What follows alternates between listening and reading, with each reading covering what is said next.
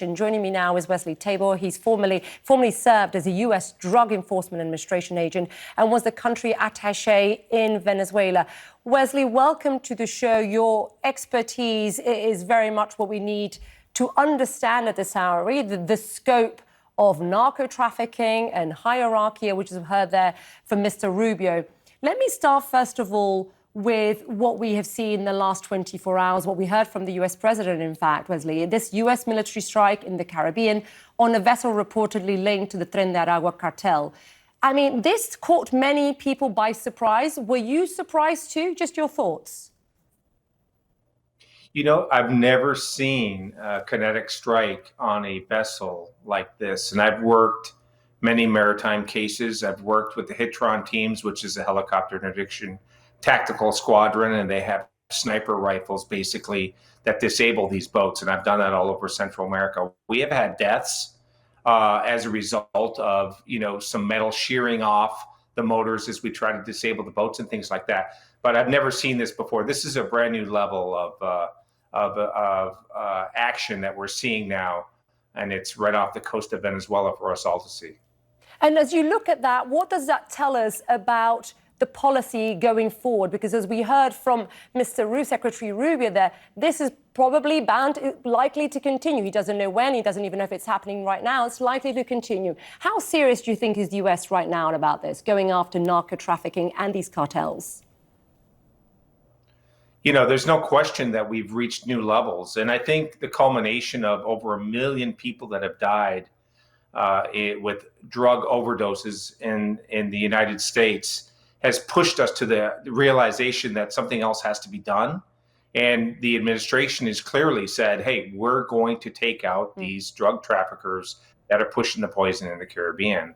And like I said, now we have the military assets in the sea. We have not only U.S. military assets, but don't forget, we have ally British ships. We might have Dutch ships or French ships out there as well working with us.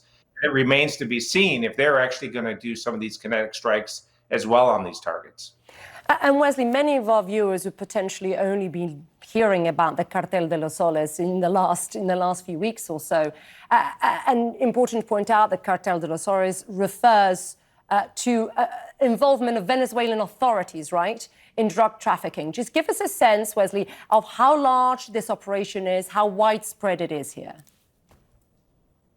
We're talking about a government that has been hijacked. Going back into the 90s, when Hugo Chavez, the infamous Hugo Chavez, was down there, he wanted to make the country something that it wasn't, right? And slowly there's an erosion of democratic process, like the reporter before had said. And now we have a straight up dictatorship. And I think what happened is the enrichment that all these generals and military figures and politicians were gleaning from the narcotics trade. But it's not just a narcotics trade. We're talking about billions and billions of dollars of narcotics money coming back into the pockets of these Cartel de los Soles members, generals, judges, police officers, a variety, a potpourri of individuals that are in this country that are gaining and profiting from the illicit drug trade. But it's more than that, because we also have criminals that are fleeing to Venezuela to hide and shelter underneath the umbrella and protection of the Venezuelan authorities, and they pay for that protection. So, you know this better than most of us, former DEA agent, you know Venezuela as well and how it operates. Should just help us understand the hierarchy here, because, the United States says that Maduro manages and leads the Cartel de los Soles. Do we know the hierarchy of this? Yes, generals are involved, I hear you. Do we know if Maduro is part of this or clearly benefiting from this if it goes via his generals, right? Yeah, listen, I've met with many of these members of the Cartel de los Soles when I was the country attaché in Venezuela for DEA. And I'm telling you, I've seen it with my own eyes, and this goes to the very top. Now, when you talk about structure, we're not talking about Nicolas Maduro is telling a Cartel de los Soles member, maybe a lieutenant or a comandante of the police force or something like that, to do things. But what we have is a flowing of information, actual environment that's permissive in this country to allow it to happen. And you have favors and money flowing in lateral and upward positions. And there's no question about it. Nicolas Maduro knows what's happening. He's allowing it to happen. And there are instructions coming from Miraflores, which is their White House. I'm just telling you, I've seen it, I know it, I've investigated it, and that's what's happening. And very brief, because we're running out of time, is then the aim to try and weaken Maduro, of course, if he's being lifted up and by financing from drug trafficking?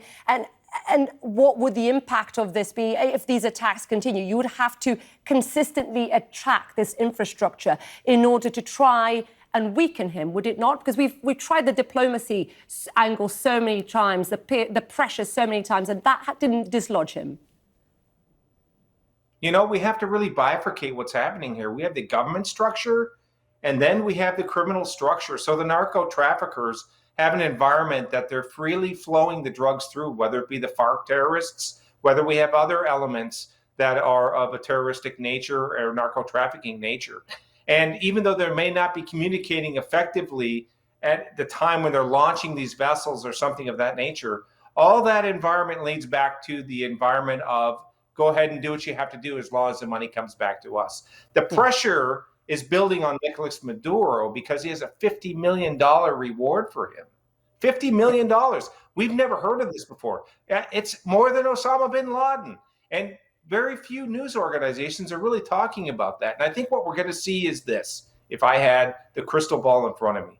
We're going to see so much pressure on Nicolas Maduro.